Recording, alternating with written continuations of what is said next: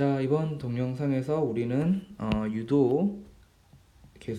유도계수 또는 유도계수를 다른 말로 유도용량이라고도 이야기를 합니다. 유도용량. 자, 영어로는 인덕턴스라고 부릅니다. 인덕턴스. 자, 유도용량에 대해서 공부를 한번 해보도록 하겠습니다. 자, 유도계수에는 두 가지가 있습니다. 자체 유도계수하고 그 다음에 상호 유도계수 두 가지가 있는데, 자체 유도계수는 셀프 인덕턴스, 스스로에게 뭔가를 하는 거죠. 그 다음에 상호 유도계수는 뮤추얼 인덕턴스, 다른 놈하고 서로의 어떤 상호작용에 의해서 결정되는 그런 유도계수입니다. 자, 유도계수는 그 이름에서 알 수 있듯이 뭐하고 관계가 있냐면 전자기 유도 현상하고 전자기 유도 현상하고 관계가 있습니다. 전자기 유도와 관계가 있어요. 자, 그 전에 우리가 이제 앞에서 했던 것 중에 뭐가 있었냐면, 비교를 해보자면 우리 축전기 했었죠. 축전기는 영어로 뭐였습니까? 커패시터였어요. 커패시터였고, 축전기에서 축전기의 전기 용량을 얘기했죠. 전기 용량을 이야기를 했습니다. 그래서 그거 전기 용량은 영어로 커패시턴스예요. 커패시턴스. 자, 축전기 같은 경우는 전기 용량을 말할 수 있었습니다. 그리고 축전기는 뭘 얘기했냐면, 어떤 금속판, 가장 기본적인 형태가 금속판 두 개가 마주보고 있어서 여기에 어떤 전하를 서로 저장할 수 있는 그런 장치를 이야기를 했었죠. 그래서 얘를 기호로 그냥 그 모양 그대로 이렇게 회로에서는 두 개의 금속판이 마주보고 있는 이런 형태로 표현을 했었습니다. 그리고 중요한 내용 중에 하나가 이런 전기 용량은 기호 C로 표현했었죠. 근데 이 전기 용량 C는 전기 용량은 뭐에 의해서 결정됐냐면, 계속 강조했던 게 기하학적 특성에 의해서 결정이 된다라고 얘기를 많이 했었습니다. 그 모양, 즉 뭐 어떤 극판의 넓이라든지 그 다음에 극판 사이의 간격이라든지 이렇게 전하가 쌓이게 되면 이 사이에 전기장이 형성되게 되니까 전기장과 관계에 있는 어떤 값인 유전율이라든지 이런 값들과 관계가 있다는 얘기를 했었습니다. 마찬가지로 그러면 축전기는 커패시터죠. 얘는 금속판 두 개를 연결한 건데, 유도계수는 뭐에 관계된 거냐면, 유도계수 같은 경우는 우리가 유도기라고 부르는 유도기, 영어로는 인덕터라고 불러요. 인덕터로 부르는 그런 장치와 관계가 있는데, 얘는 축전기는 금속판 두 개를 이렇게 놔둔 거고, 자, 유도기는 우리가 이런 코일 있죠. 이렇게 감아놓은 이런 코일이 여러 번 관계가 있는 이 코일과 관계가 있습니다. 전자기 유도 법칙에서 우리가 이런 코일을 통과하는 자속에 대해서 공부를 했었죠. 그럼 이 유도기의 유도 용량, 자, 유도 용량이라는 것도 결국에는 유도기, 인덕터, 코일 뭐 이렇게 부르기도 합니다. 그럼 유도기의 유도 용량도 이제 우리가 축전기의 전기 용량처럼 기하학적 특징에 의해서 그 값이 특성에 의해서 그 값이 결정이 되는데, 자, 먼저 이야기할 수 있는 게 이런 코일의 단면적 어떤 A라든지 어떤 코일의 요 길이 있죠.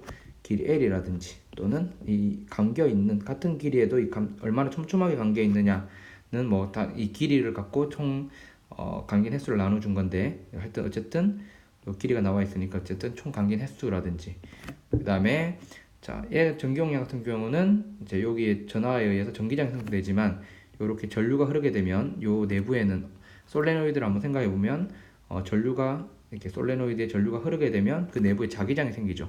자기장과 관계에 있는 어떤 값은 뮤제로라고 해서 투자율, 진공에서의 투자율인데, 만약에 진공이 아니라면 이제 뮤제로가 아니라 그냥 뮤라고 표현할 수 있는 어떤 투자율하고 관계가 있을 겁니다. 이건 뒤에서 이야기를 할 거예요. 그래서 유도계수, 즉 이런 코일과 관계에 있는, 인덕터와 관계에 있는 유도 계수는 전자기 유도와 관계가 있습니다. 자, 우리가 앞에서 전자기 유도 할 때 어떤 이런 코일이 이렇게 있고 이런 코일이 여러 번 관계 있는 코일이 있고 자 여기에 어떤 N극의 자석이 이제 뭐 이렇게 접근하거나 멀어지게 되면 요 면을 통과하는 자속, 그죠? 자속이 자기력 선속이 바뀌게 돼서 이런 식으로 해서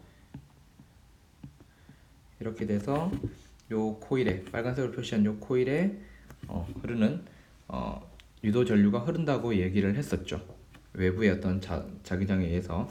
근데 지금 이런 경우를 한번 생각해 봅시다. 이렇게 코일이 이렇게 감겨 있어요. 이렇게 코일이 감겨 있는데 여기에 전류가 흐르게 되면 이렇게 전류가 흐르죠. 그러면 요 지금 현재 내가 파란색을 표시하는 요 코일을 통과하는 코일 면을 통과하는 자속은 누구에 의해서 결정이 되는 걸까요? 그쵸? 요 I에 의해서 결정이 되는 거죠. 그러니까 지금 앞에서 전자기 유도할 때는 어떤 이런 이제 코일이 있고 그 외부에서 어떤 자석이 다가오거나 멀어짐으로써 자기장의 세기가 달라져서 여기 유도 전류가 흐르는 경우를 했어요. 근데 지금 이와 같은 상황이라면 이 코일에 흐르는 전류에 따라서 이 내부를 통과하는 자기장이 변하게 되죠. 즉 외부에서 어떤 자석을 가까이 가져오거나 멀리 하는 게 아니라 스스로에게 흐르는 스스로 그 코일에 흐르는 전류에 의해서 뭐가 이 면을 통과하는 자기장이 바뀌게 되죠. 자기장이 바뀐단 말은 면적은 일정하니까 자속이 바뀐다는 뜻이죠. 솔레노이드를 생각해 보면 솔레노이드를 예를 들어서 한번 생각해 보면 B는 솔레노이드에 의한 자기장은 μ0 다연의 길이당 감긴 횟수 곱하기 전류였단 말이에요. 그러면 이런 것들은 지금 현재 기하학적 특성에 의해서 결정이 되기 때문에 B는 I에 의해서 결정이 되는 거죠. I에 의해서 이제 전류의 세기에 의해서 전류의 세기가 2배가 되면 자기장도 2배가 되는 거죠. 그러면 얘가 지금 n번 감긴 어떤 코일이라고 생각을 하면 총 자속 n-b라는 것은 뭐에 비례하는 거예요? 전류 I에 비례하게 되겠죠. 맞습니까? 지금 금방 본 것처럼 I가 2배가 되면 자기장이 2배가 되고 b라는 것은 자기장에다가 면적을 곱한 건데 이 면적이 일정하니까 뭐예요? b는 b에 의해 결정이 되는데 b는 역시 뭐에 대해서 이제 i에 의해서 결정이 되니까 따라서 얘를 갖다가 어떻게 쓸 수 있냐면 총 자속이라는 것은 i에 비례하는 그 비례상수를 써서 어떤 비례상수 l을 써서 li 이런 식으로 표시할 수가 있습니다. 여기서 이 비례상수에 해당하는 이 l을 우리는 유도계수, 지금 같은 경우는 본인 스스로가 자속을 만들어내는 거죠. 그래서 자체 유도계수라고 합니다. 자체 유도계수라고 이야기를 합니다. 지금 이렇게 그죠? 자, 그러면 우리가 얘가 보면 그러면 유도 기전력은 우리가 이렇게 썼었죠. 앞에서 d5b dt 이렇게 썼는데 얘를 어떻게 쓸 수 있다고요? 마이너스 l에 di dt 이렇게 쓸 수가 있는 거죠. 그리고 요 정의에 의하면 그러면 자체 유도계수 L이라는 것은 n-b를 전류 i로 나누어 준 값으로 정의를 한번 해볼 수 있습니다. 자, 그리고 지금 이 회로에서 이런 회로에서 만약에 전류 i가 이렇게 있는데 이렇게 i가 흘러요. 그럼 이 i가 만약에 서서히 증가하게 되면 유도 기전력 어느 방향으로 생기게 되냐면 이쪽 방향으로 생기게 됩니다. 자, 이거는 지금 특별히 어떤 그 유도기 그러니까는 인덕터에 생기는 유도 기전력이라서 여기 L을 붙이겠습니다. L은 반대 방향으로 생겨요. 즉 I가 증가하면 그 증가하는 거를 방해하는 방향으로. 자, 이 I가 증가하기 위해서는 I가 증가하면 그 증가하는 양만큼 없애줘요. 원래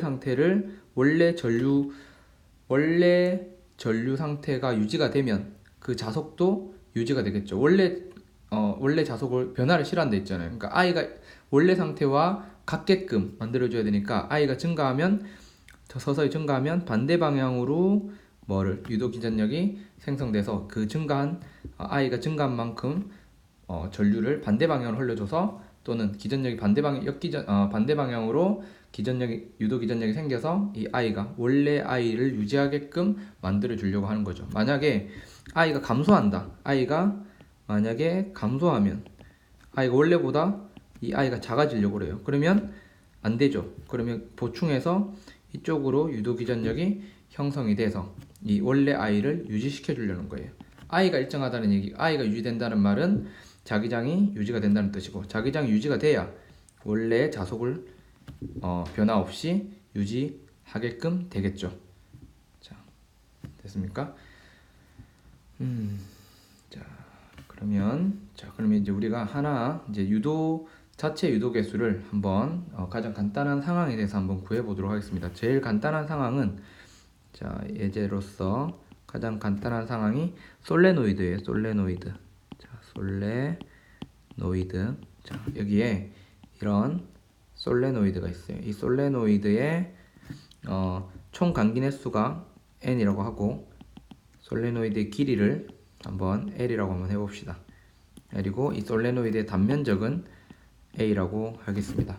자, 그러면 이 솔레노이드에서 총 자속, 그러니까 파이비에다가 n번 가겠다면 n을 곱해줘야 총 자속이 되죠. 자, 그러면 n번 가겠다 n에다가 파이비라는 거는 이 자기장 이 면적에 통과하는 자기장의 세기죠. 그러면 B 자기장 세기에다가 면적 A를 곱한 게 자속이 될 건데, 솔레노이드 같은 경우에는 뭐가 요 B가 mu0 ni, 이 n이라는 거는 이 i가 흐른다고 칩시다. i. 자, 그러면 i가 흐를 때 mu0 ni죠. 그러면 요 n이라는 건 어떻게 쓸 수 있어요? 단위 길이당 간긴 횟수니까 길이를 가지고 총 간긴 횟수를 나눠주면 되죠. 그 다음에 i, 그 다음에 면적은 a입니다. 그죠? 그러니까는 요걸 해보면 mu0 앞에 있는 이 n하고 요 n하고 곱하면 l분의 n제곱 ia죠. 이게 m 파이 b예요. 근데 얘가 뭐가 같아요? 요하고 이렇게 되죠. 그러면 li가 되니까 li를 쓰죠. 그러면 뭐가 날아갑니까? i가 날아가죠. i가 날아갑니다. 따라서 솔레노이드 같은 경우에 자체 유도계수 L은 어떻게 되냐면 mu0 L분의 n제곱 A로 쓸 수 있죠. 그러니까 얘는 뭐예요? 지금 보면 기하학적 특성에 의해서 결정된다는 것을 알 수 있죠. 다른 모양의 다양한 모양의 어떤 유도기, 인덕터의 유도 개수도 이와 같은 방법으로 구할 수가 있습니다. 자, 일단 제일 중요한 건 뭐예요? 자, n 파이 b는 li라는 요 정의 따라서 l이라는 거는 m 파이 b를 i로 나눠준 것이다. 됐어요. 그리고 지금 하고 있는 거는 자체 유도 현상, 자체 유도 개수가 되겠습니다. 요 L의 단위를 이제 뭐 얘기를 안 했는데, L의 단위는 우리가 이 L의 단위는 H로 표시를 하고요. H 이렇게 쓰고, 얘는 헨리라고 읽습니다. 헨리라고 읽습니다. 헨리. 그리고 이제 여기서 보면 요 밑에 아래쪽으로 보세요. 여기를 보면 요 엡실론 L이라는 거, 요 유도 기전력은 단위가 볼트죠. 볼트가 어떤 이 L의 단위에다가 이제 I는 암페어고, 그죠? 그 다음에 T는 시간이니까 요 L의 단위 헨리라는 것은 이 L의 단위 헨리라는 거는 어떻게 쓸 수 있어요? 볼트, 초, 그리고 나누기 암페어 이렇게 쓸 수 있죠. 그럼 얘는 단위가 어떻게 되는 거예요? 볼트, 초, 퍼, 암페어 이렇게 이제 쓸 수가 있겠습니다. 자, 이번에는 우리가 상호 유도 개수 m에 대해서 한번 공부를 할 건데, 앞에서 자체 유도 개수 할 때에, 자, 자체 유도 개수에서는 자체 유도 현상에서는 어떤 그 코일을 통과하는 자속이 본인 그 코일 스스로에게 흐르는 그 전류에 의해서 자속이 결정이 됐죠. 근데 상호 유도 같은 경우는 좀 다릅니다. 그러니까 이런 하나의 코일만을 고려하는 게 아니라, 자, 서로 인접한 다른 두 코일을 한번 이제 고려를 하는 거예요. 이런 식으로 다른 코일이 또 있어요. 이렇게 있죠. 자, 지금 상황에서 첫 번째 이제, 자, 이거를, 자, 잠깐만요. 자, 하나 더 좀 이따가 필요해 해서, 자, 이렇게 놔두면 첫 번째 코일에만 전류가 I1이 흐른다고 생각해 봅시다. 그리고 첫 번째 코일은, 왼쪽에 있는 코일은 N1번 감겨 있고, 두 번째 코일은 N2번 감겨 있다고 생각을 하고, 그러면 I1이 흐르게 되면 얘는 자기장이 내부에 이런 식으로 생길 겁니다. 이렇게. 지금 전류는 지금 현재 저는 이제 첫 번째 왼쪽에 있는 코일에만 전류가 흐르는 상황을 현재 얘기를 한 거예요. 자, 그러면 지금 얘는 지금 이렇게 지금 파란색으로 표시한 이 부분은, 자, 자기장이 되겠죠. 그럼 이런 식으로 된다고 하면, 자, 지금 두 번째, 이거를 첫 번째 코일이라고 하고 얘를 두 번째 코일이라고 한다면, 두 번째 코일을 통과하는 자속 파이 B2라고 할게요. 파이 B2. 두 번째 코일을 통과하는 자속, 총 자속은 N2 파이 B2가 되겠죠. 자, 얘는 뭐에 비례하게 될까요? 현재 이 두 번째 코일을 통과하는 자기장을 누가 만들어요? 첫 번째 코일이 만들어내는 거죠. 왼쪽에 있는. 그래서 얘는 I1에 비례하겠죠. 그죠? 솔레노이드 한번 생각해보면, 요 B라는 거는 U0, 첫 번째 코일에 단위 길이든 간긴 횟수에다가 첫 번째 코일에 흐르는 전류 I1이니까, 그렇죠? 두 번째 코일에 흐르는 어떤 자속이라는 것, 통과하는 자속이라는 것도 I1에 의해 결정될 겁니다. 그래서 N2, 파이2는 I1에 비례해요. 그래서 얘를 면적은 똑같으니까, 자, 얘는 또 이런 식으로 쓸 수 있겠죠. B2는 I1, 그리고 상호 유도계수 M을 쓸 수가 있습니다. 자, 그러면 엡실론은 두 번째 코일의 유도 기전력이라는 것은 마이너스 N2의 dt d 파이 B2 이렇게 되니까 마이너스 M의 di1 이렇게 쓸 수 있죠. 그럼 만약에, 자, 얘는 만약에 첫 번째고, 첫 번째 코일이고 두 번째 코일인데, 이번에는 두 번째 코일에 전류 I2가 흐르는 경우 한번 생각해 보면요. N1 하면 똑같은 논리로 해보면 N1 파이 B 첫 번째 코일의 자속은 뭐에 결정돼요? I2에 비례하게 되겠죠. 따라서 N1 파이 B1은 MI2가 될 겁니다. 근데 여기서 지금 요 M하고 요 M은 여기 증명하지 않지만 이 두 개가 똑같은 상황이라면 현재 간긴에서 N1, N2, N1, N2 똑같은 지금 현재 상황이라면 이 M은 서로 이 전류가 흐를 때 또는 여기에 전류가 흐를 때 서로 같은 값을 가진다라는 것을 일단 받아들입니다. 이거는 증명하지 않고 쓸 거예요.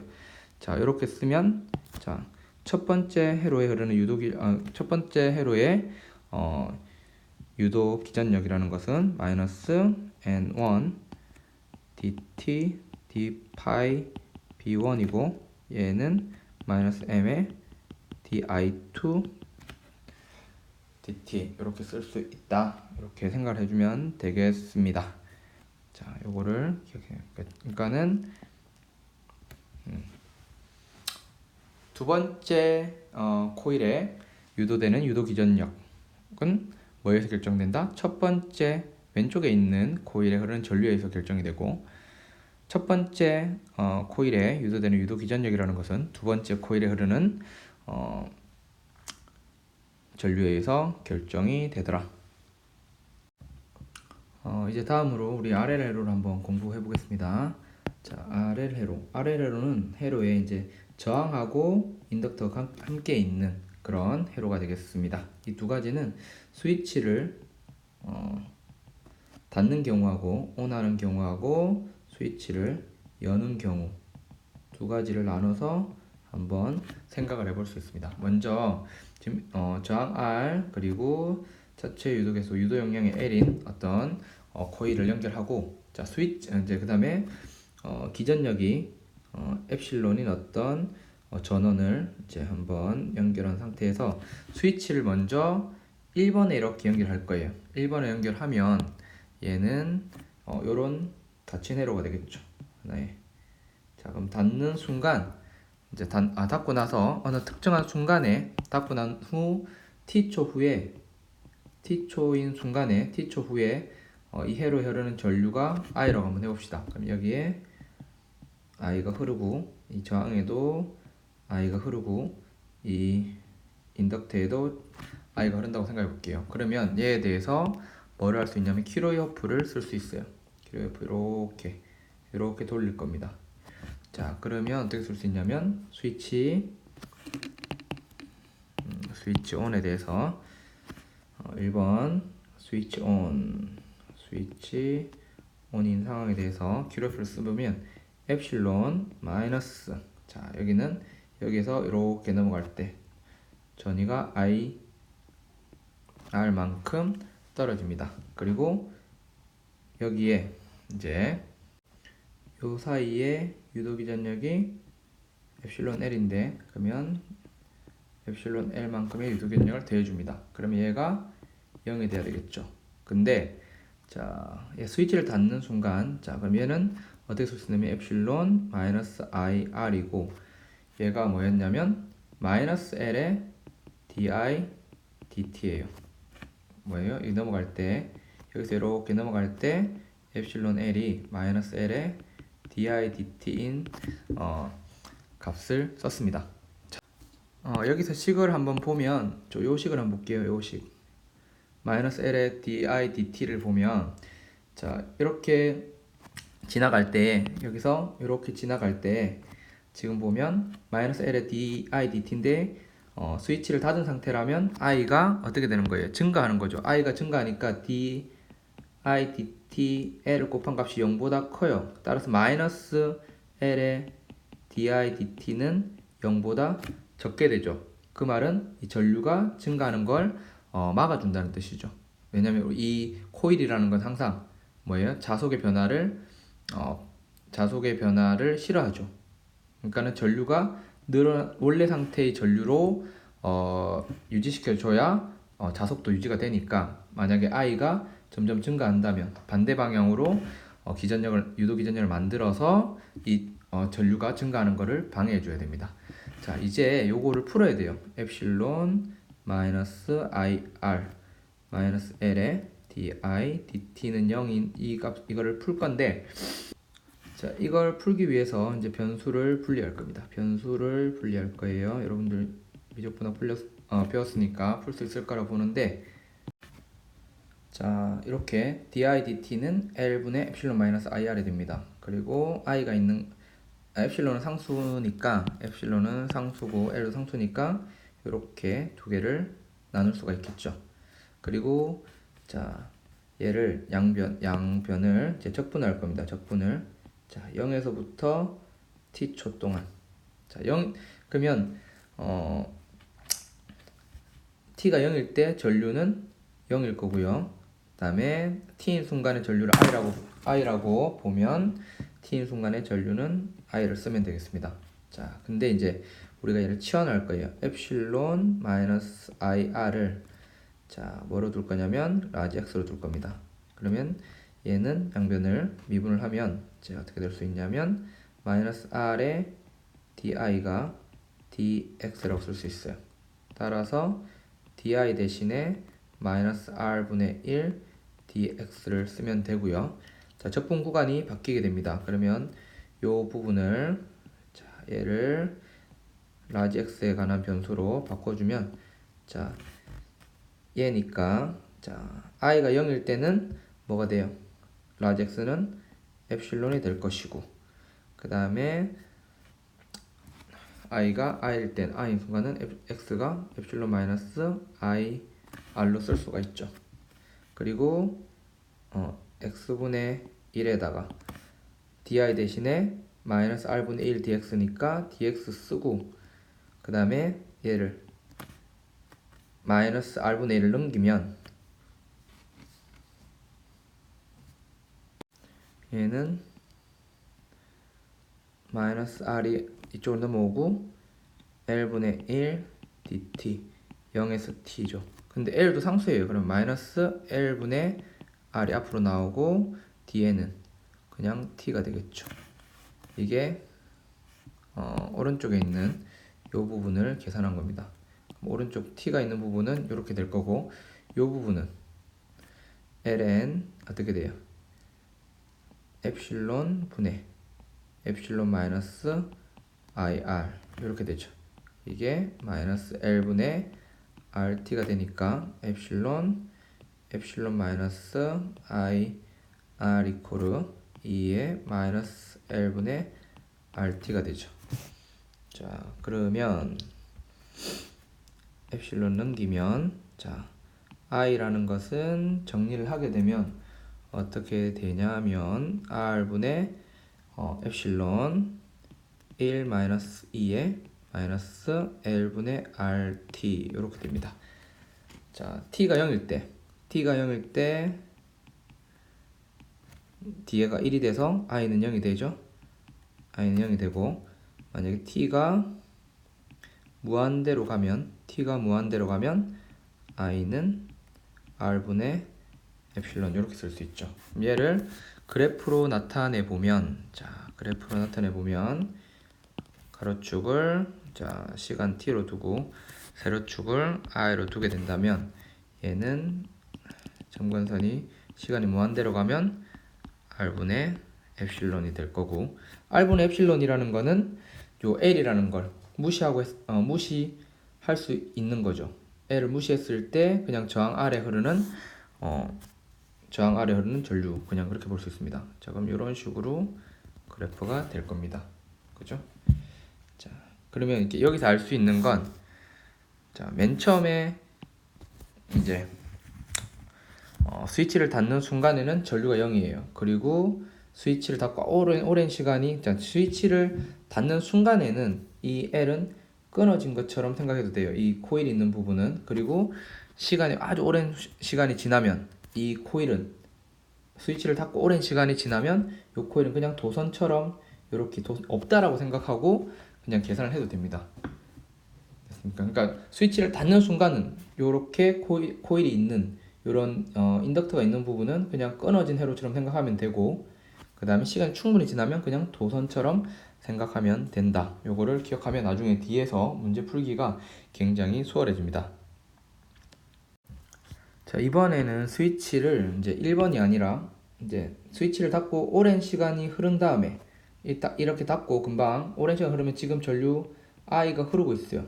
i가 흐르고 있는데 오랜 시간 지났을 때는 요 i가 뭐라고 그랬죠? 아까 i는 r분의 엡실론 1 마이너스 2의 마이너스 l분의 rt라서 t가 오랜 시간 지나면 t가 무한되면 아주 오랜 시간 지나면 i는 현재 어떤 값? 그렇죠. 이런 전류가 흐르고 있는 상황이에요. 현재 그 상황에서 갑자기 여기 2번에다가 탁 이렇게 스위치를 연결하게 되면 그죠? 스위치를 연결하고 있는 거죠. 무한대가 돼서 이제 지금 아주 안정적으로 얘는 도선처럼 작용하면서 지금 전류가 이렇게 흐르고 있는 상황이에요. 그 상황에서 바로 2번에 연결한 겁니다. 지금 전류 i가 r분의 2 엡실론이 흐르고 있는 상황에서 갑자기 2로 탁 연결한 거예요. 그러면 어떻게 쓰면 되냐면 원래는 엡실론 마이너스 ir 마이너스 l의 di dt였어요. 이게 0입니다. 그죠? 근데 이제는 2번으로 연결하면 요 ir하고 마이너스 l di dt는 그대로 남아있어요. 근데 뭐가 없어지는 거예요? 요 엡실론을 무시할 수 있습니다. 무시할 수 있어요. 됐어요. 그러면 요것만 남죠. 마이너스 ir 마이너스 l의 di dt는 0이에요. 됐어요. 그럼 요거를 이제 풀기 위해서 번과 같은 방식으로 해보면 L의 di dt는 마이너스 ir. 그래서 얘를 정리를 해보면 어떻게 쓸 수 있냐면 di dt는 마이너스 i의 l분의 r이 될 거고, 자 그러면 i분의 1 di는 마이너스 l분의 r dt가 되죠. 아까랑 좀 비슷하죠? 얘는 이렇게 적분할 겁니다. 0일 때 전류는 대신에 자 여기 한참 연결해 있다 갑자기 2번으로 닫는 거예요. 그럼 현재 닫는 순간에는 오랜 시간 흐르고 있으니까 요 t가 0일 때 전류는 r분의 엡실론이에요. r분의 엡실론 계속 흐르고 있는 상황에서 갑자기 붙였으니까 그 흐르는 전류가 계속 흐르고 있겠죠. 그 순간은. 그 다음에 시간이 t인 순간의 전류를 i라고 두면 이렇게 쓸 수 있습니다. 됐습니까? 그러면 얘는 왼쪽에 있는 놈은 ln r분의 엡실론분의 i가 될 거고, 왼쪽은 마이너스 l분의 rt가 될 겁니다. 따라서 r분의 엡실론 분의 i는 2의 마이너스 l분의 rt가 되죠. 그래서 i는 r분의 엡실론에다가 2의 마이너스 l분의 rt라고 쓸 수 있어요. 그럼 그래프를 보면 자 아까 거랑 연결해 써보면 t고 i 스위치를 닫았어요. 닫으면 어떻게 되냐면 얘가 이렇게 가겠죠. 거의 이렇게 가서 r분의 1로 있다가 스위치를 떼면 이런 식으로 줄어들게 되겠죠. 이 그래프는 어떻게 되는 거예요? 앞에서 했던 r분의 엡실론의 1-2분의 요게 될 거고, 요 그래프는 r분의 엡실론의 2의 마이너스 네, t 이렇게 될 겁니다. 이게 RL 회로죠. RL 회로. 자, 그래서 요 식은 익스포넨셜하게 감소. 얘는 증가하긴 하는데 시간이 충분히 흘렀을 때 이를 무시할 수 있는 형태로. 그래서 뭐 이건 거의 계산 문제라고 볼 수가 있습니다. 근데 자 여기까지 해놓고 한번 짚고 넘어가야 될 건 이겁니다. 요거. 요 식에서 잘 보면 여러분들 스위치를 1번에 있다가 2번을 갑자기 탁 닫잖아요. 그러면 어떻게 되는 거예요? 전류가 줄어들려고 하는 거죠. 왜냐하면 전원이 끊겼으니까 i가 감소하려고 할 거예요. 감소하려고 하니까 di dt는 0보다 작아요. 그죠? 0보다 작아요. 그러면 마이너스 l의 di dt는 0보다 크겠죠. 마이너스 l의 di dt는 0보다 커요. 그러면 얘는 0보다 큰 값이고 넘기면 ir이죠. 그러면 이 i도 결국 요 값이 뭐를 이 전류를 원래 흐르는 방향으로 계속 흐르게끔 해주는 전원 역할을 하는 거죠. 갑자기 끊어주면 대신에 시간이 지나면 얘가 점점 이 비율이 작아지니까 얘를 계속해서 흐르게는 못하는 거죠. 그래서 점점점 전류가 줄어들게 되는 겁니다. 즉 얘가 스위치를 2번으로 연결했을 때 2번으로 연결했음에도 불구하고 전류가 시간에 따라서 줄어들긴 하지만 계속 어떤 시간이 갑자기 바로 0이 되는 게 아니라 서서히 줄어드는 이유는 얘가 마이너스 L의 di dt가 0보다 커서 얘가 전지 역할을 하는 거예요. 기전력이 이 회로의 전류를 계속 흐르게끔 해주는 어떤 전지와 같은 역할을 해주고 있다라는 거를 기억을 해야 이제 물리적인 의미를 알 수가 있는 겁니다. 자, 이번에는 우리가 인덕터에 저장된 에너지를 한번 공부해 보도록 하겠습니다. 인덕터에 저장된 에너지. 요거하고 비교해서 우리가 커패시터 있죠. 축전기. 커패시터에 저장된 에너지도 한번 같이 비교해서 보겠습니다. 커패시터에 저장된 에너지. 자, 커패시터 같은 경우는 축전기 같은 경우는 이렇게 여러분 한번 봅시다. 자, 이렇게 평행판 축전기를 한번 볼게요. 면적이 A이고 이들 사이의 거리가 D라고 합시다. 그리고 이 안에 유전율은 엡실론 제로예요. 그리고 여기 현재 플러스 Q 마이너스 Q가 이제 대전되어 있다면, 자, 저장되어 있다면 이 사이에 전기장이 이렇게 형성이 되겠죠. 그럴 때 그 전기장을 이라고 하면, 즉 커패시터에 저장된 에너지는 어떤 형태로 저장이 되냐면 전기장에 저장되는 거예요. 전기장에 저장된 에너지라고 말을 할 수가 있습니다. 자, 우리가 커피시터 할 때, 자, 그러면 전기장에 저장된 에너지니까 커피시터에 저장된 에너지는 U2라고 쓰겠습니다. 전기장 형태. 그러면 우리는 어떻게 쓰냐면 Q만큼 되어 있다면, 축전기에 전하가 저장되어 있다면 2분의 1 QV 또는 어떻게 해요? 2분의 1의 전기 용량 CV 제곱 또는 2C분의 Q 제곱 이런 식으로 쓸 수가 있었죠. 2C분의 Q 제곱 이렇게 쓸 수 있습니다. 자, 그러면 얘는 자, 우리가 가장 간단한 평행판 축전기에 대해서 한번 생각해 보면, 자, 평행판 축전기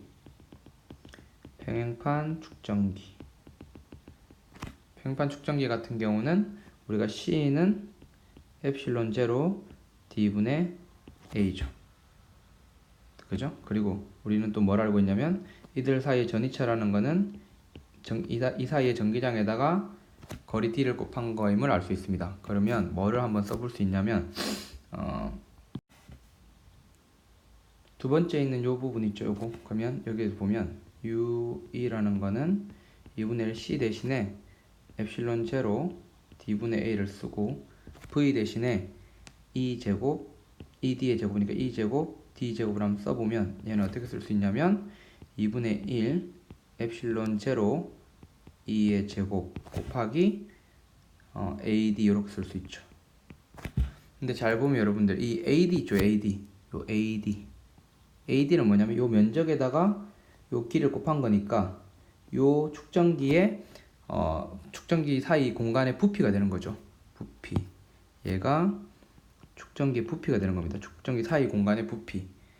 그죠?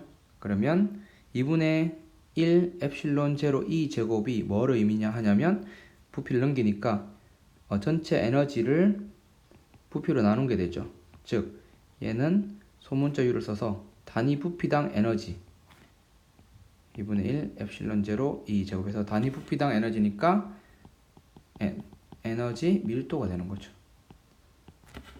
자, 축전기에 저장된 에너지 밀도는 2분의 1 엡실론 제로 E 제곱이에요. 즉 전기장하고 관계 있다라는 것을 알 수가 있죠. 그럼 인덕터 같은 경우는 자, 어떻게 되는지 한번 보겠습니다. 이걸 알기 위해서 자, 우리 이런 회로를 하나 생각해 봅시다. 이렇게 기전력이 엡실론인 전지와 크기가 R인 저항, 그리고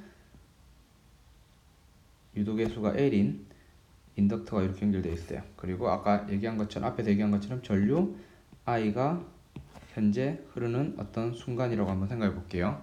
그러면 엡실론 마이너스 IR 마이너스 L의 DI DT는 0이 됨을 앞에서 했었죠. 자, 그러면 엡실론 이코르 IR 더하기 L의 DI DT가 됩니다. 그럼 양변에다가 I를 한번 곱해 볼게요. I를 곱하면 I 제곱 LI 이렇게 되죠. 자, 그러면 또 식을 다시 I 엡실론 마이너스 I 제곱 R은 LI의 DI DT가 됩니다. 자, 왜 이렇게 다시 고쳤냐면, 자, 요건 뭡니까? 엡실론을 썼지만 V죠, V. 요 축전기, 이 전지의 전압이니까, 기전력이니까. 그럼 얘는 전지가 공급하는 에너지인데 단위 시간당 공급하는 거죠. 차원이 전력이죠. 전지의 전력, 그죠? 전지의 전력, 단위 시간당 공급하는 에너지. 그럼 I 제곱 R은 뭐예요? 저항에서 단위 시간당, 즉 1초당 소비하는 소비 전력이죠. 저항에서 소비 전력, 즉 전지에서 이 정도 1초에 이 정도의 에너지를 공급하면 저항에서는 1초에 이 정도 에너지를 소비하고 나머지를 어디에? 그렇죠. 인덕터에 저장하는 겁니다. 즉 전지가 공급하는 에너지는 오직 어디에서만? 저항에서만 소비가 되고, 축전기, 즉 커패시터나 인덕터에서는 에너지가 소비되지 않고 저장됩니다. 그러면 오른쪽에 있는 LI, DI, DT 이거는 어떤 의미냐면 단위 시간당 자기장의 형태로 인덕터에 저장되는 에너지 이렇게 쓸 수가 있습니다.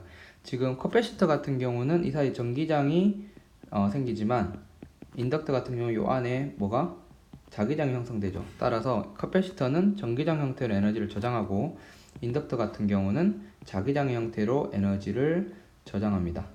자기장 형태로. 그러면 여러분들 이거를 어떻게 쓸 수 있냐면 dTd에 2분의 1 Li 제곱이라고 쓰면 얘는 어떻게 되는 거예요? 미분하면 2분의 1 Li 제곱을 미분하면 이런 형태가 됩니다. 그죠? 따라서 dUB가 되니까 자기장 형태로 저장되는 에너지는 2분의 1 Li 제곱임을 알 수가 있습니다. 2분의 1 Li 제곱. 요거는 비교를 한번 해봅시다. 커패시터 같은 경우는 2C분의 Q 제곱 이렇게 됐죠. 자, 비교해보면 비슷한 형태임을 알 수가 있습니다. 자, 그러면 자, 요거를 그러면 자기장 아까 요 형태 있죠. 요거랑 비슷하게 한번 보면 자, 아까 우리가 요 에너지 밀도 구할 때 전기장하고 관계 있다는 거 보여줬죠. 자, 그거 할 때 뭐였냐면 가장 간단한 뭘로 보여줬어요? 평행판 축전기로 보여줬듯이 인덕터에서 가장 간단한 건 솔레노이드입니다. 솔레노이드가 가장 다루기가 편해요. 그러면 우리가 자, UB는 2분의 1 Li 제곱에서 자, 우리가 솔레노이드의 L 값이 여러분 앞에서 했을 때 뭐였냐면 mu0 L분의 n제곱 관계횟수 길이로 나눈 거, 그 다음에 면적 a를 곱한 게 유도계수였어요. 자체 유도계수. 그리고 이제 우리가 뭘 알고 있냐면 mu0 n i가 b임을 알고 있습니다. 그러면 i를 뭐라 쓸 수 있냐면 i는 b를 mu0 n으로 나눈 값임을 알 수가 있죠. 그럼 이걸 각각 대입해 보면 2분의 1 mu0 L분의 N제곱 A고요. I 대신에 넣어주면 자, N이라는 거는 요거는 mu0 L분의 N B니까 mu0 N의 BL임을 알 수 있죠. 자, 그럼 대신 I 대신에 넣으면 mu0의 제곱 N제곱에 B제곱 L제곱이 됩니다. 그죠? 그러면 여기서 뭘 날려요? mu0 날리면 밑에 mu0 남고 n제곱은 날라가고 이렇게 날라가죠. 그럼 얘는 2분의 2mu0분의 b제곱 곱하기 AL이 됩니다. 그죠? 요 AL이 이 솔레노이드의 사이 공간의 부피잖아요. 그러니까 이게 UB가 되니까 인덕터에 저장된 단위 부피당 에너지라는 것은 2mu0분의 b제곱임을 알 수가 있죠. 뭐하고 관계 있어요? 자기장 관계 있고, 자기장 제곱하고 아까 카패시터는 전기장과 관계 있죠. 보일 수 있죠? 그래서 2분의 1 Li 제곱, 2분의 1 Li 제곱 이거는 기억을 해둬야 됩니다. 그리고 μb는 2mu0의 b제곱. 자, 이거 정리해둡니다. 자, 이번에 우리는 LC 회로, LC 진동에 대해서 한번 다뤄보도록 하겠습니다. LC 회로라는 거는 축전기하고 그다음에 인덕터가 함께 연결된 그런 회로를 이제 이야기를 하는데요. 자, 그림에서 이제 한번 보면 이렇게 축전기가 하나 있고요. 그 다음에 여기에 인덕터 코일을 이렇게 한번 연결할 겁니다. 그리고 지금 현재 여기 스위치가 이렇게 있고요. 먼저 스위치를 닫기 전에 자, 축전기 전기용량 C라고 부르고 인덕터 유도계수를 L이라고 합시다. 이 축전기에 플러스 Q0 그다음에 마이너스 Q0만큼 대전을 시킨 상태에서 이 스위치를 이렇게 닫을 겁니다. 그죠?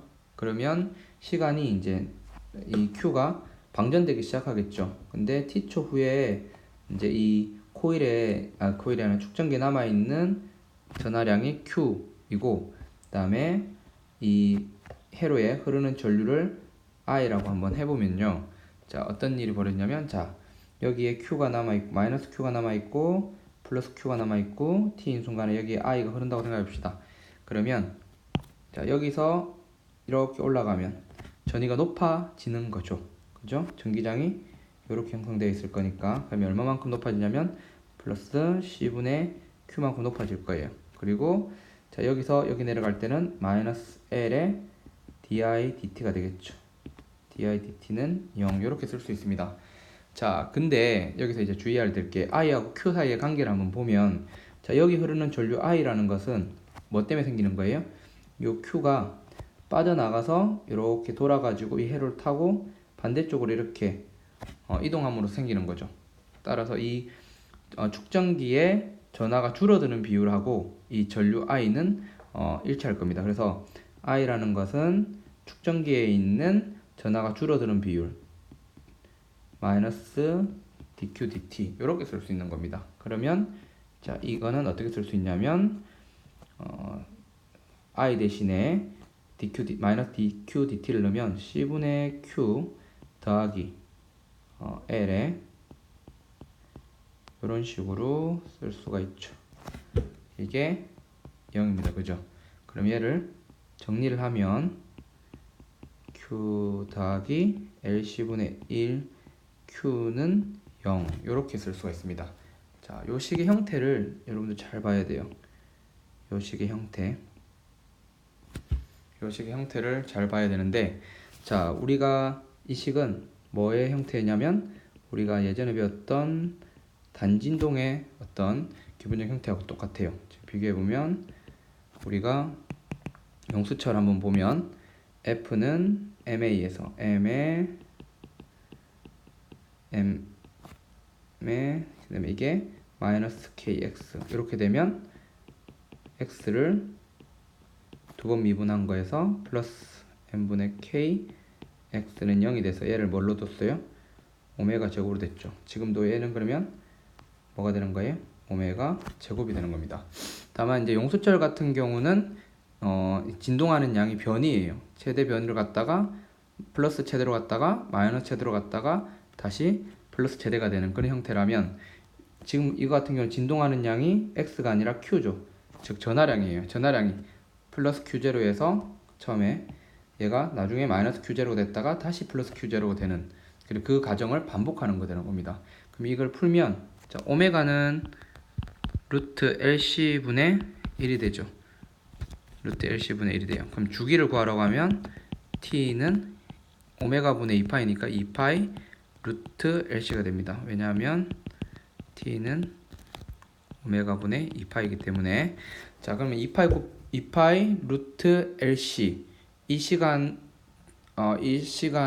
간격 동안에 얘는 플러스 Q0에서 마이너스 Q0가 됐다가 다시 플러스 Q0가 되는 한 번의 진동을 완성한다는 거죠. 그러면 어떤 특정한 특정한 중간에 Q라는 것은 Q0 코사인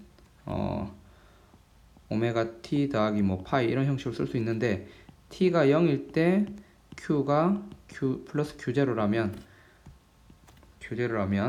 파이는 0이 되겠죠. 따라서 얘는 Q는 Q0 코사인 오메가 T 이렇게 쓸 수가 있습니다. 됐죠? 그러면 회로에 흐르는 전류 I라는 것은 어떻게 쓸 수 있어요? 마이너스 dq dt라고 그랬죠. 그러면 얘는 오메가 q0의 사인 오메가 t 이렇게 쓸 수 있습니다. 이때 얘가 뭐가 되냐면 i의 최대값이 되겠죠. i0의 i의 최대값이 됩니다. 그래서 얘는 i0 사인 오메가 t 이렇게 쓸 수가 있죠.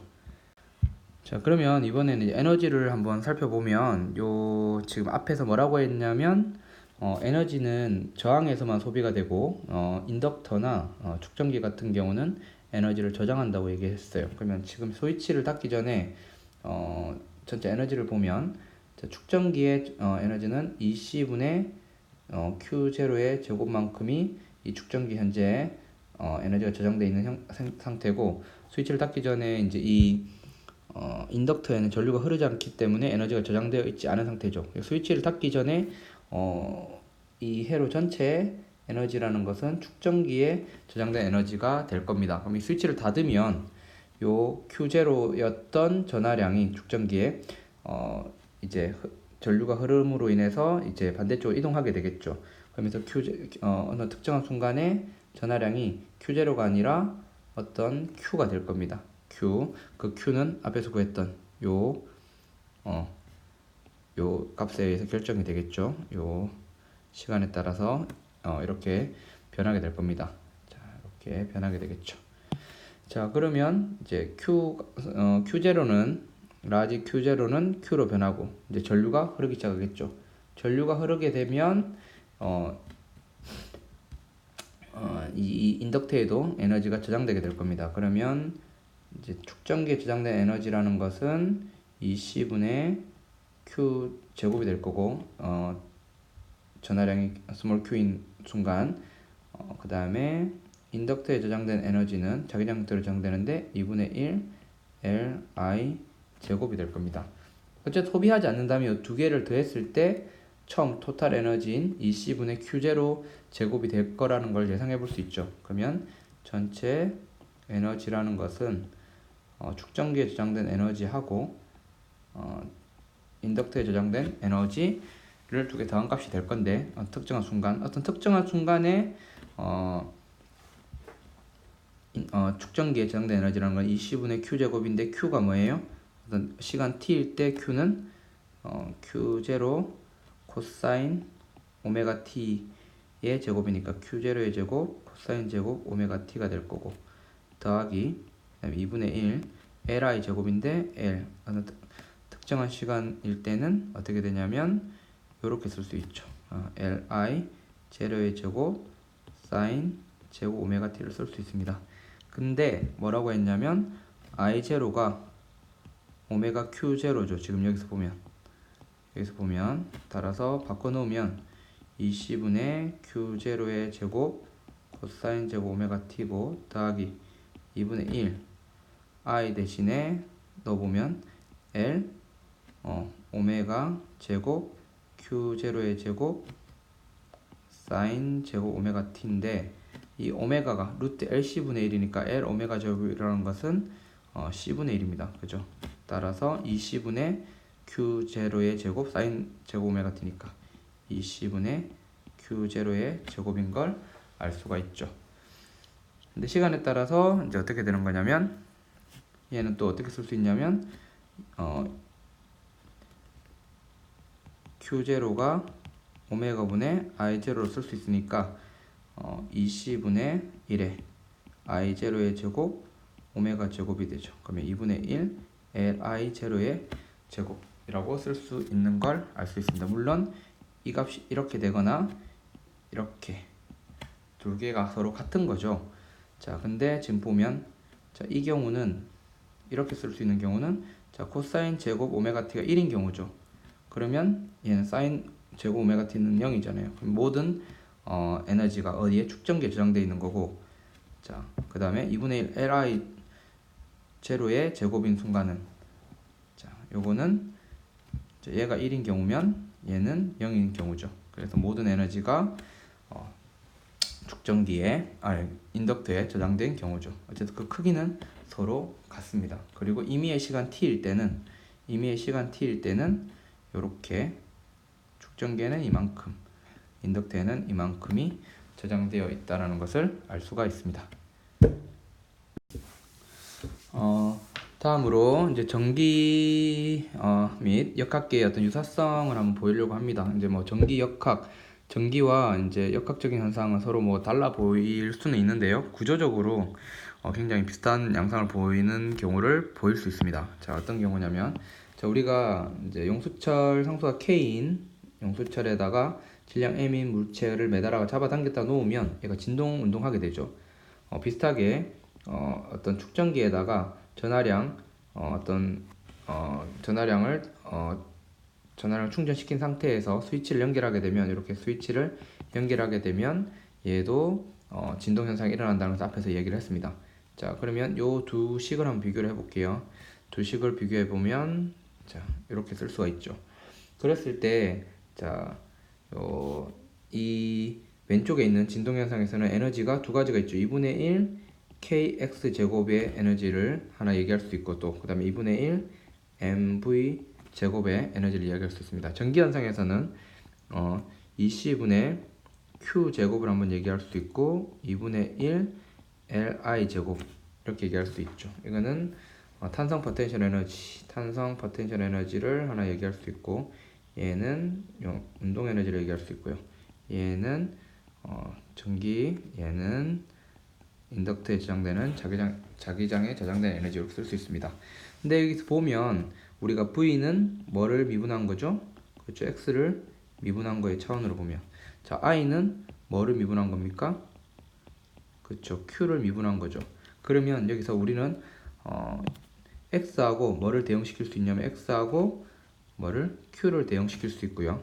그 다음에 V하고 I를 대응시킬 수 있다는 것을 알 수가 있습니다. 그러면 X하고 Q하고 대응이 된다면 이 두 개를 비교해 보면 뭐가 되냐면 K하고 C분의 1이 대응된다는 것을 알 수가 있죠. 그 다음에 이 두 개를 비교해 보면 그죠? V가 이제 I에 이제 대응된다고 하면 M하고 L하고 이제 대응되는 것을 알 수가 있습니다. 자, 그러면 우리가 주기 t는 이제 우리가 어떻게 쓸 수 있냐면 2파이 루트 k분의 m 이렇게 쓰는데 얘를 비교해 보면 t는 2파이 m에 해당하는 것이 l이었죠. 그 다음에 k에 해당하는 것이 c분의 1이니까 2파이 루트 lc 우리가 앞에서 구했던 것과 동등하다라는 것을 볼 수가 있죠. 여기까지 해서 이제 우리가 유도계수에 대한 내용은 마무리를 하도록 하겠습니다.